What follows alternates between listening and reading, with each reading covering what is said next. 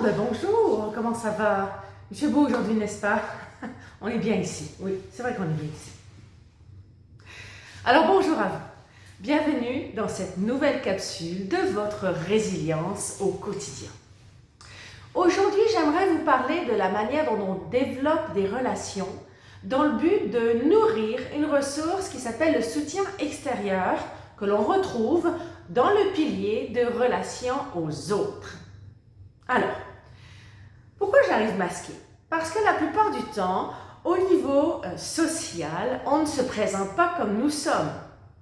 Et souvent, les personnes qui vivent des difficultés relativement intenses vont s'isoler, vont éviter de demander du soutien extérieur justement, ressources essentielles pour pouvoir se relever, parce que de temps en temps, on ne peut juste pas faire les choses tout seul. C'est aussi pour ça qu'on vit en société, pour pouvoir s'entraider.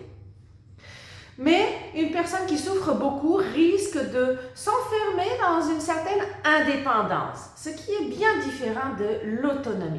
L'autonomie, c'est d'aller chercher ses ressources jusqu'à preuve du contraire, jusqu'à se rendre compte qu'effectivement on a besoin d'aide et aller chercher l'aide extérieure à ce moment-là.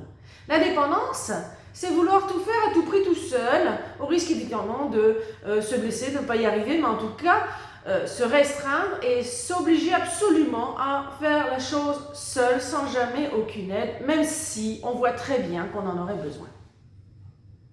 Cette aide-là, beaucoup de personnes en ont parlé en résilience, de ces tuteurs affectifs, de cette aide extérieure.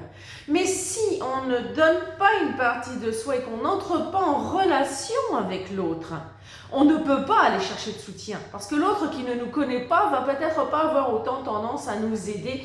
Encore que, avec un peu d'altruisme, dont je parle dans une autre capsule, toute personne devrait pouvoir aider son prochain. Mais il est plus facile d'aller chercher du soutien extérieur auprès d'un environnement de personnes connues, relativement proches, que l'on aura développé en fait au fil du temps. Et la plupart du temps, ça commence à la petite école, bien entendu. On se construit un réseau. Alors pour les personnes comme moi qui ont émigré très très loin, les réseaux c'est un petit peu plus compliqué, d'autant que les meilleurs réseaux sont ceux que l'on crée normalement dans la petite enfance. Moi je n'ai pas emmené le mien avec moi, alors bien je suis un petit peu plus obligée de me débrouiller ou de développer d'autres réseaux justement. Et pour ça, il faut que j'évite de me présenter autrement que comme je suis d'abord. Et ça va aussi nourrir une autre ressource qui s'appelle donc l'intimité, dont je parle dans une autre capsule. Alors, mettons-nous tout de suite. Ah, voilà.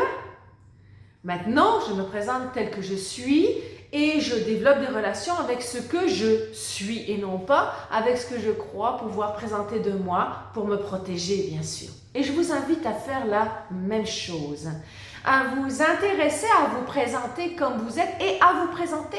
Ça peut être simplement un simple bonjour dans l'épicerie, un simple sourire. Et c'est comme ça qu'on se met en lien avec les autres, avec de petites actions, tout simplement. Alors je vais laisser partir mon masque et je vous dis à bientôt. Bye bye!